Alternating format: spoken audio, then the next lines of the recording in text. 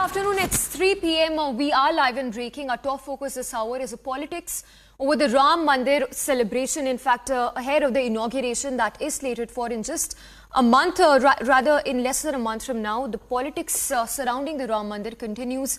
In fact, in the latest, it's a Karnataka Minister of the Congress who says that this is nothing but a political gimmick by the central government. In fact, listen in first up to that soundbite of the Karnataka Minister D Sudhakar, who's sort of politicized the Ram Mandir inauguration once again, calling it nothing but a stunt and a political gimmick by the central government.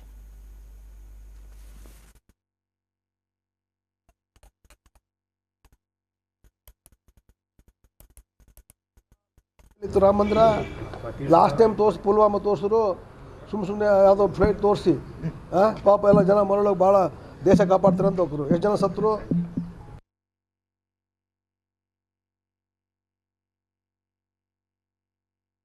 Last time ಎಲ್ಲಿ ಕೇಳಿದ್ರಪ್ಪ last time ಎಲ್ಲಿತ್ತು Rama ಮಂದಿರ last time Pulwama ತೋರಿಸಿದ್ರು ಸುಮ್ಮನೆ ಯಾವುದೋ flight ತೋರಿಸಿ ಪಾಪ ಎಲ್ಲ ಜನ ಮರಳೋಗಿ ಭಾಳ ದೇಶ ಕಾಪಾಡ್ತಾರೆ ಅಂತ ಹೋಗ್ರು ಎಷ್ಟು ಜನ ಸತ್ರು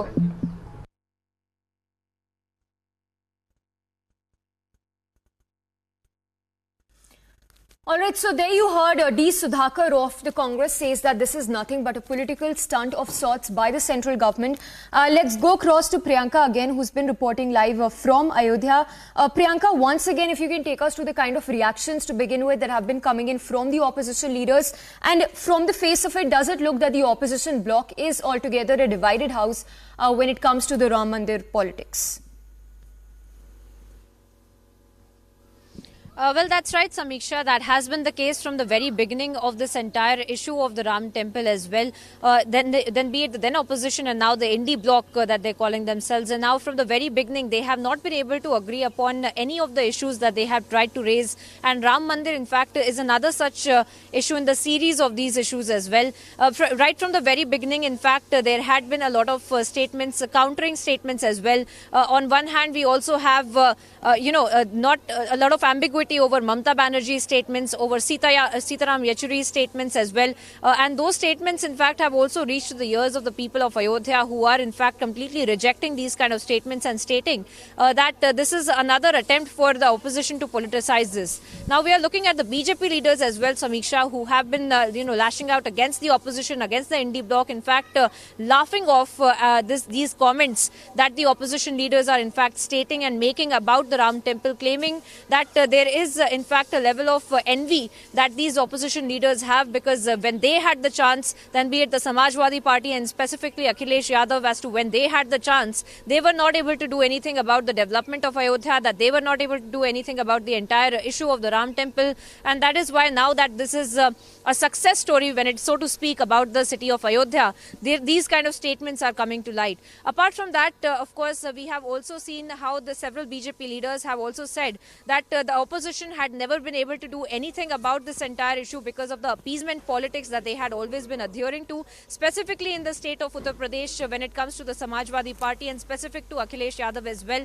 There are names being taken, there are fingers being pointed as to why this issue was never solved, and how the city of Ayodhya, in fact, keeping the Ram Temple aside, how the city of Ayodhya as well had never been developed, that there was a lot of civic issues to begin with that the politicians had never been able to address, and they claim that this is all because of the appeasement politics. And important to note, Samiksha, this is not being just said by the BJP leaders, but also by the people of Ayodhya, who time and time again say that it was very clear that there was a level of appeasement politics that the then leaders of the Samajwadi Party, in fact, had been doing, because of which there was no development that had reached to the city of Ayodhya.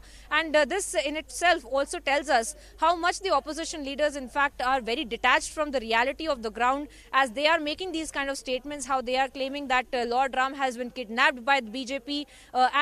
When we ask the civilians, when we ask the BJP, specifically to the people of Ayodhya, they in fact laugh at these kind of statements that are being made by the opposition leaders, and they say that there is no basis for these kind of statements. Why are they trying to politicize this issue when it is a celebratory event for the entire city of Ayodhya and for the entire country? And why are they trying to rake up the politics on this entire issue? And secondly, of course, that they also have an open invitation to come to Ayodhya, to visit the Ram temple, to be at the Ram temple. This is that Ram Lala or the Lord Ram is not anyone else's or not any political parties, but it is for everyone as well, and for everyone to actually come here and witness what is happening in Ayodhya and to come to the temple as well. Now, that being said, we also see how there are countering statements, as I pointed out earlier, how Mamata Banerjee's ambiguity over this entire Ram temple issue, and Sitaram Yechuri also. And we have seen from the very beginning that the ND bloc, in fact, had not been able to also agree on any of the issues, then be it about the Aam Aadmi Party, then be it about Nitish Kumar, then be it about Mamata Banerjee's presence in these meetings. So all of these issues, we understand how this entire, these patterns of the statements are also coming to light from the India alliance. Samiksha.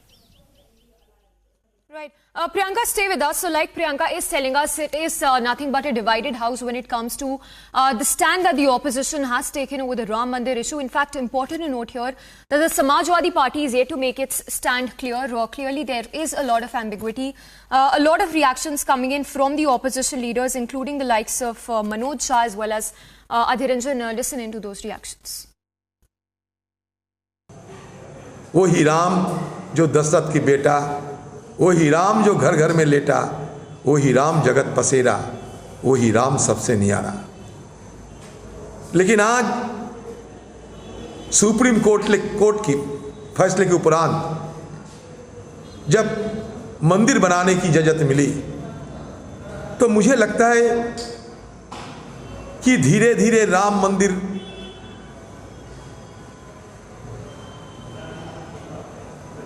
एक सियासत बनते जा रहे हैं,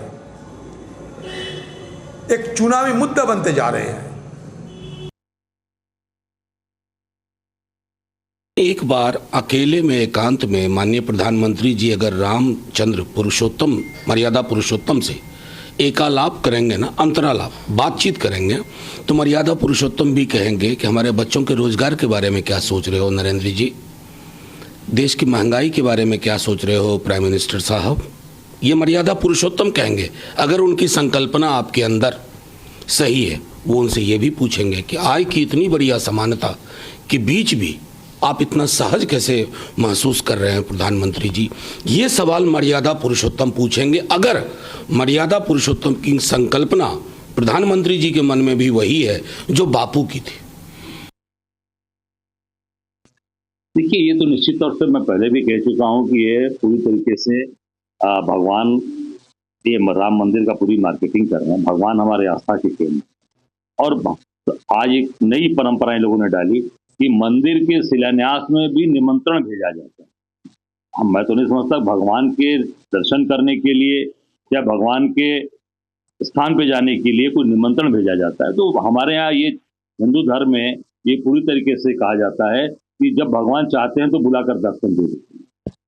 तो ये भगवान बुलाएंगे, दर्शन देंगे। और संजय राउत जी ने ठीक कहा है कि ये पूरी तरीके से भगवान राम के नाम पर राजनीति कर रहे हैं, और राजनीति पूरी तरीके से भगवान राम को उसमें आगे लाकर पूरी अपनी चीजों को करना चाहते हैं। भगवान राम हमारे आस्था के केंद्र है, हम सबके भगवान, हम सबके पूरे सर्व समाज भगवान उनको अपना आस्था का केंद्र माने। There you heard Ajay Rai saying that the BJP is trying to politicize the Ram Mandir inauguration. In fact, the BJP is now hit out at the opposition, saying that the opposition leaders are envious that they did not do anything, and now that Modi as well as Yogi have done the development, the opposition has been triggered. In fact, the BJP says that this is something that would backfire for the opposition ahead of Lok Sabha elections.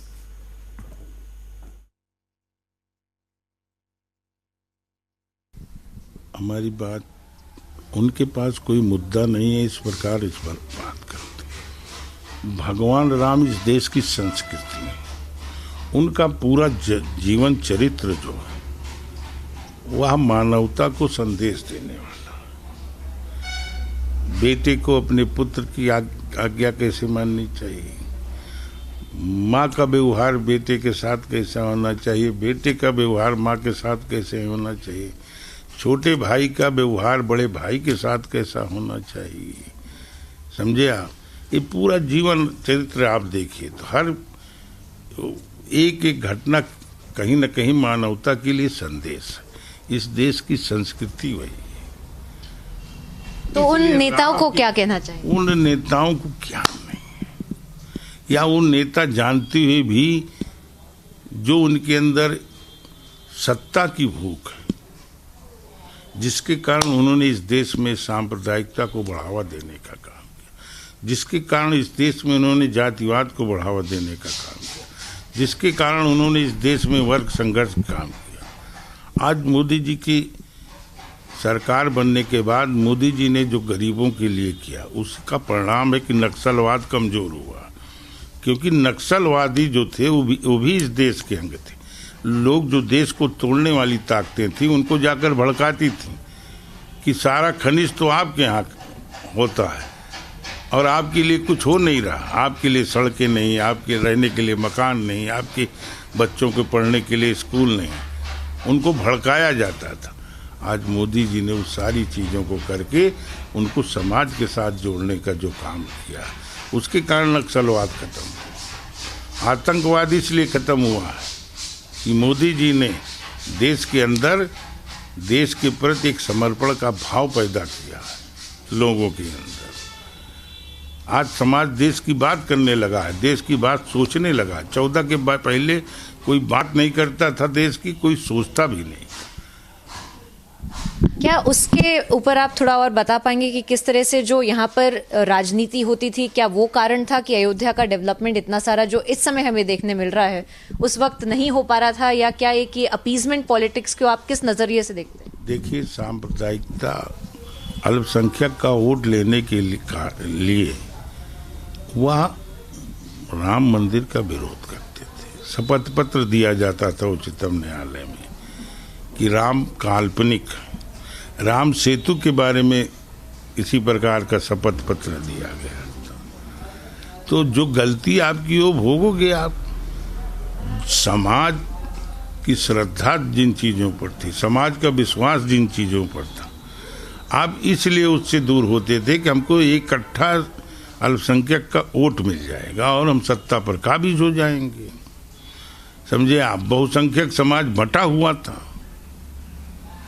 Ram के मुद्दे पर जो मंदिर का मुद्दा था, 500 सालों से संघर्ष चल रहा था। पूज्य संतों के नेतृत्व में 84 से फिर आंदोलन शुरू हुआ।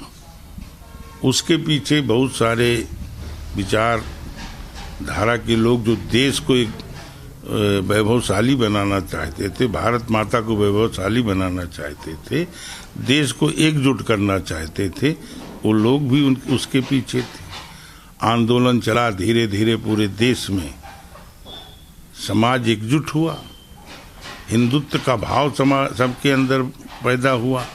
क्योंकि किसी दुनिया के किसी भी देश में जो बहुसंख्यक समाज होता है, उसी की संस्कृति की वहाँ मानी जाती है। हिंदू समाज यहाँ बहुसंख्यक है, तो हिंदू समाज की संस्कृति इस देश की संस्कृति है और उसका आप विरोध कर रहे हो। जो लोग उसके पक्ष में थे, जो उसके लिए संघर्ष कर रहे थे, वो तो अपने आप लाभ उनको मिलेगा, उसको कहने की जरूरत थोड़ा है। अब आपके पास कोई मुद्दा है नहीं तो आपको हर चीज राजनीति दिखाई पड़ती है। हम भगवान का मंदिर बनवाए तब भी राजनीति दिखाई पड़ती है। हम भगवान के स्थान या उसकी नगरी का विकास करें तब भी आपको राजनीति दिखाई पड़ती। आपने क्यों नहीं किया भाई? किसने आपको रोका था? आप इसलिए डरे हुए थे कि अल्पसंख्यक का वोट, मुसलमानों का वोट हमको एकजुट मिल जाएगा। हिंदू समाज बटा हुआ जातियों में और हम अब सत्ता में काबिज हो जाएंगे और अपने परिवार का, अपने इष्ट मित्रों को उस लाभ पहुंचाएंगे। ठीक है ना?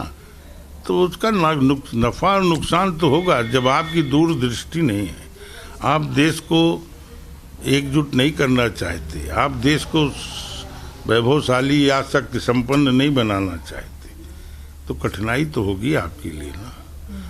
कोई रोकने नहीं गया था किसी को। जो किसी भी संघर्ष को अपने हाथ, जेपी का आंदोलन चला, जिन लोगों ने संघर्ष किया था वही तो आए, नहीं चला पाए वो अलग विषय है।